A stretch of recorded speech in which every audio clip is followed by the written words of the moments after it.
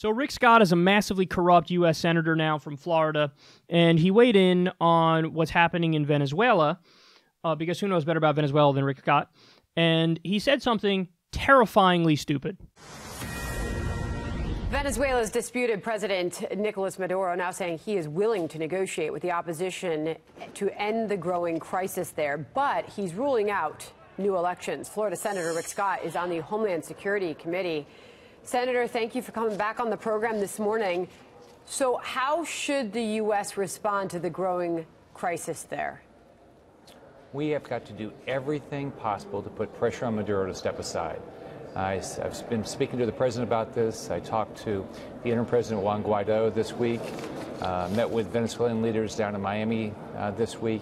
We've got to do everything we can, just keep the pressure on. Now's the time to get rid of Maduro. I mean, what he has done to just everybody in that country is despicable.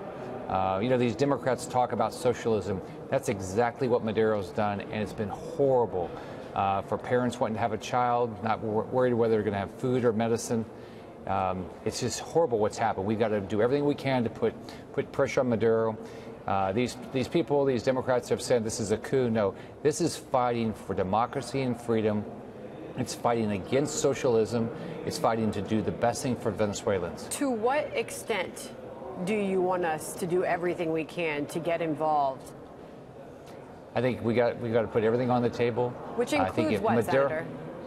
Well, I think we've got to look at every option, military options, every option possible. I think the more Maduro believes we're committed. I want to thank President Trump for listening to all sides, by going out there and talking to Guaido, meeting with congressional leaders, listening to what I had to say, or Marco Rubio, or Mario Splard. But we all have to go ahead and declare them a state sponsor of terrorism. They are. You want to declare them a state sponsor of terrorism. You want to declare Venezuela a state sponsor of terrorism. Why would you say that? Why would you undermine every other point you made? Not that those other points were strong in the first place. They're not. They're terribly weak and dumb. But why would you just undercut any semblance, any little fucking sand speck of truth you had in what you were saying is now totally gone? Because you just said Venezuela should be on the state sponsor of terrorism list. I was joking about this the day that it was clear that we were going to back an illegal coup in Venezuela.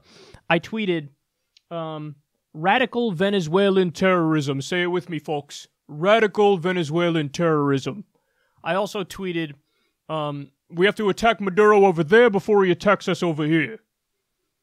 Folks, we got to go after Maduro, or next thing you know, he'll be invading Arkansas. Many people are saying this. We have to attack there. We don't want the proof we need to come in the form of a mushroom cloud. Maduro's mushroom cloud. Even people on the right are fighting back against this kind of dumb propaganda. I'm serious. Even people on the right. Because now there's been a rise on the right of what's called paleoconservatives. So neocons have been running the Republican Party and now have tried to latch onto the Democratic Party as well, but they've been running the Republican Party and they're in favor of a war everywhere. Name a place, they want to fight a war there. That's not a popular position. And Pat Buchanan was the original paleocon, where he wants to, he's very conservative, but at the same time he supports some trade restrictions, so he's kind of pro-protectionism, but also just against offensive wars. And so now you see a lot of people on the right who are noticing, oh shit, I didn't sign up for this. I didn't vote for Trump so that he can go fucking topple countries that aren't getting along with U.S. oil companies. I didn't do that.